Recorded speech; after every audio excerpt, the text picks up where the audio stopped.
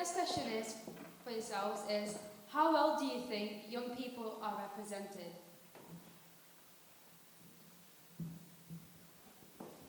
I think it depends where in the country you go. We were having a discussion about this earlier, where I find that Manchester is really receptive to young people's voices, and so it makes the work seem that much more fulfilling. Whereas in other parts of the country, young people's voices still aren't listened to. So whereas in Manchester, you might be able to accomplish a couple of things a year because you're really being listened to.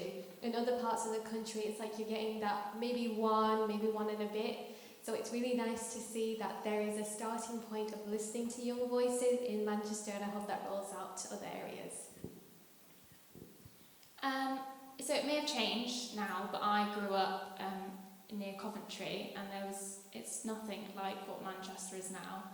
So I'm so proud that the kind of stuff that goes on in Manchester nowadays that I get to be a part of is happening, because it never happened when I grew up, and the sort of things that I'm involved in now, I just always think, oh my goodness, I wish I had that when I was younger. So yeah, I've lived in Manchester for about 5 years now, and it's definitely a hub for this kind of thing, but I'm not sure about other areas have a bit of catching up to do, I think. Yeah, to answer your question, I don't think very well. And I'm about to turn 30 and I still don't feel very well represented, so I think it's something that people are working on, but you will see that there is a bit of a lack of a young voice on the boards of companies and other places like that. But I think if there's any city that's going to include young people's voices, then it's definitely Manchester. A question we've had from the audience is, what would you be doing if you weren't doing your current job? Truthfully, I'd probably be sat at home crying. I have a period condition, so for me, when I graduated from university, I was like, I need to take time off and I need to focus on my health. And I truly believed at that time, as I didn't have anyone around me who had the same condition, I believed that I either focused on myself with my condition, or I focused on getting a job and being a member of public. And so if I hadn't found the creative industry, which not only gave me power to believe in myself, but also gave me that ability to work with myself. So, you know, it's that freedom to have hours that suit your well-being and your home life, and, you know, that creativity can take you anywhere. If I hadn't have discovered that, if I hadn't realised that, oh, actually I can do both at the same time, and to do that I need to be in the creative industry, probably still be at home crying, not have a job. So I am really thankful to the creative industries.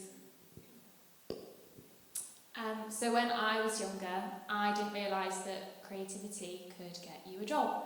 I didn't have the right people, support, mentoring around me, just didn't have the right people around me, didn't have the role models.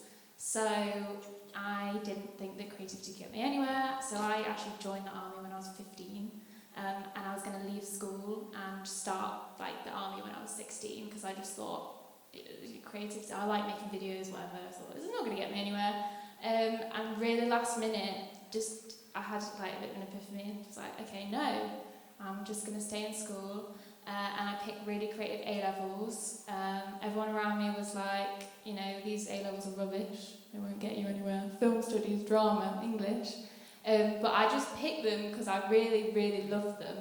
And then it's just landed me here. So yeah, if I hadn't have had that epiphany of like, oh my goodness, like that's not what I want to do, I want to be creative, I would probably be in the army, which is not for me, clearly.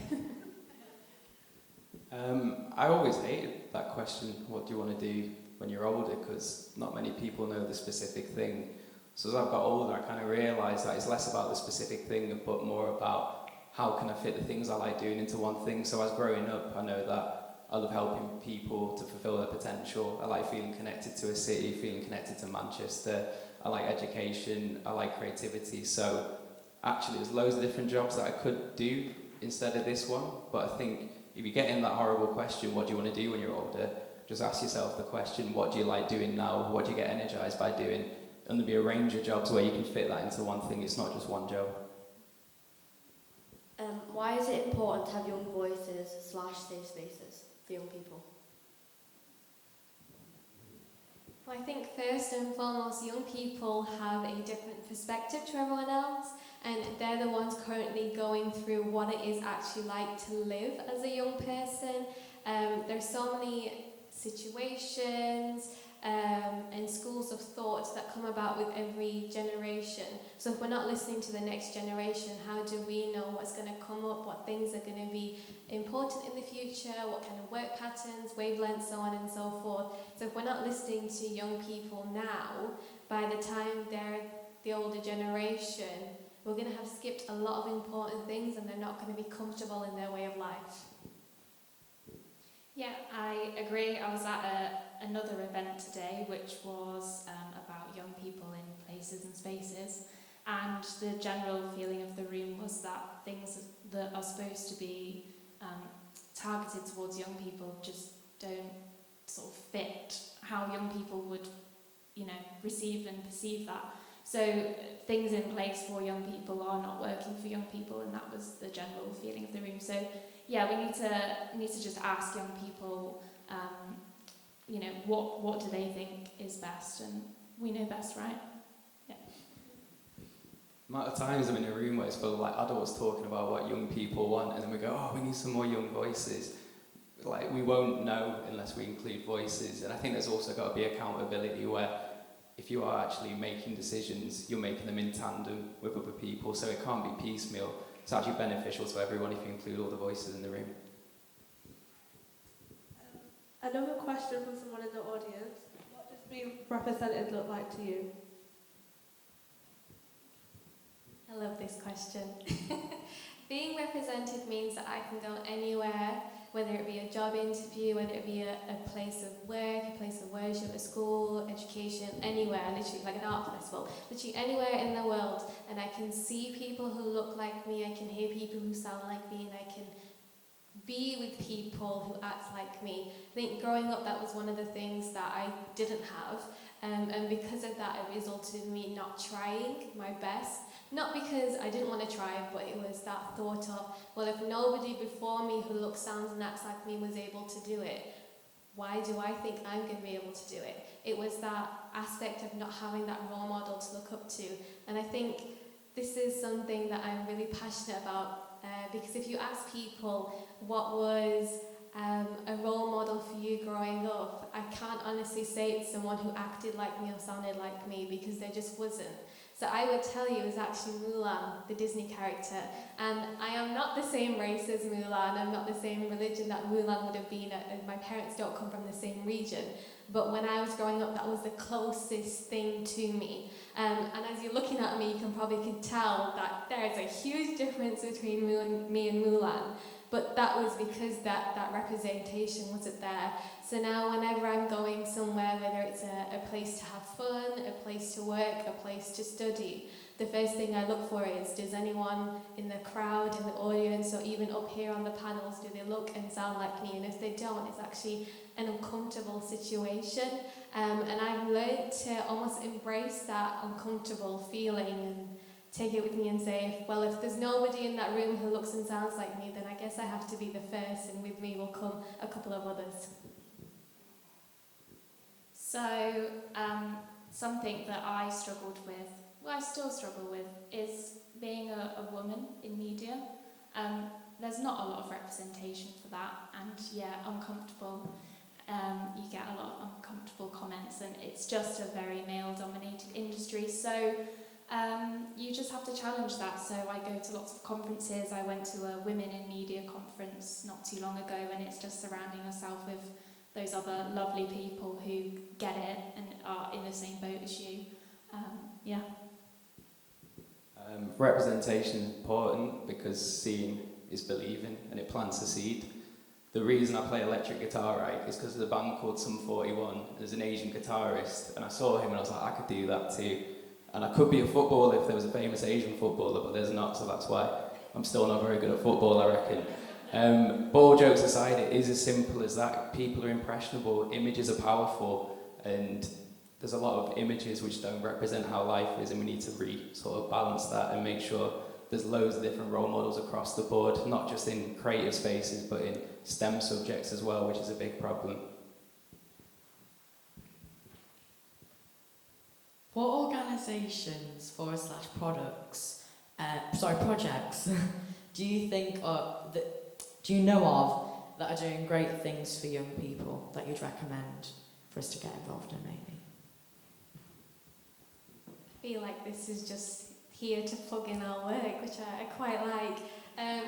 Closest thing in Manchester is the Royal Exchange Theatre. We have our youth projects, and we have a youth advisory group that is coming up, but we also have young writers, young makers, and all of that. So definitely get involved with that. But there are so many things out there that I could not list them all to you. And there'll be ones that even I don't know. And that's the beauty of it. It's just go out there and see what is there for you. And always go with something that resonates with you and something that you can see yourself doing. Don't ever join something just because you're like, oh, it's something to do after school. Because if you're not passionate about it, you're just not going to feel the benefits. I'll tell you a bit about one of our projects. So we run media clubs. So we train up any child, no matter what their interests, passions are, into our mini reporters. And we go out on to lots of different projects and talk to lots of groups. So I think our mini reporters may have interviewed some of you guys at one point. We go to lots of different events and just give young people the power. So a group of them interviewed the mayor, Andy Burnham, before. It's just about giving young people that chance, that voice, and learn new skills. And the MAID guys are great. And the conference I was at today was with, I've completely forgotten. Oh, you have to come back to me. It's been a very long day. They have to come back to me. But we go to lots of different spaces and speak to lots of lovely organisations. I mean, there's loads of quality cultural organisations in Manchester. There's so many. You've got like ZART, Contact, Reform Radio, Royal Exchange, the Lowry, Manchester National Festival, the organisation I work for, Factory Academy. So there's loads of different things out there, but I think reflecting on how I got opportunities growing up, it's actually the goodwill of Manchester, and when you put out your creative ambitions, people reciprocate them. So don't be surprised if you've got something you want to do, putting it out there, and just the general mentality of the city means that people want you to do well. And you might not know it yet, but compared to other cities, that's pretty unique, where people are actually backing you and actually want you to be rising to the top rather than holding you back. So if there are opportunities, obviously take them, but also create ones for yourself, because this city will back you. Young Manchester. City of Social, so they're running the City of Social Action campaign, so they're getting people to pledge just to join this big, powerful movement, and getting young people to set up their own projects, like the theatre project, where kids used to go to theatre groups, and then they're older now and they actually facilitate and run the sessions. So check out Young Manchester. Okay, guys, have we got one more question? We're a bit over time, but can we just have one more question? Yeah. Being a younger or early career professional, how important is working with young people in your professional practice? I think that's the only reason I do the work that I do, is to work with young people. For me, one, there's a selfish reason. It's growing up, I didn't have any ability to be included in creativity and art. So for me, personally, I love being able to be in that room and do that project, or do the art, or play with theatre or music. It's almost like the little kid in me is finally happy that I get to try it all out. But secondly, my role as an early career professional is to help pave that way for others younger than me. So if I'm not then working with them to see what their outlook on life is, what their outlook on this project is, and if I'm not getting their input, then everything that I'm doing is all for naught. So it's very important that I'm working with young people in everything that I do, because let's face it, we all age. I will not always be a young person, so I need to have those links in place that when I continue doing the work that I do, I still have someone who is actually a young person who can give me the new perspective that I probably won't have when I'm 30. So obviously I work with lots of young people on media clubs, and when I go into schools, the kids are just phenomenal. Like, they never cease to make me laugh. They're so inspiring and funny and clever, and when I deliver these workshops, I always think, I really wish I had this when I was younger. Like, where would that have taken me? But somehow I'm still here, and now I'm doing it, so I think that's a good start. I mean, there's no new culture without young people, so we need you to keep things fresh, to see our blind spots as well, which is a big part of the work, is actually if you're going to create new things and you need new perspectives. So, I mean, it's integral to Factory International as we open. For those who don't know, it's a big building down the road in Deansgate, which is going to be absolutely massive, full of opportunities. And we're custodians of it now, but it's not always going to be the case. And the next generation needs to come through and challenge what we're doing and make it better. Thank you so much.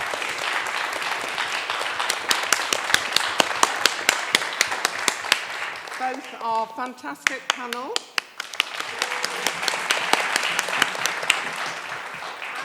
our fantastic creative individuals.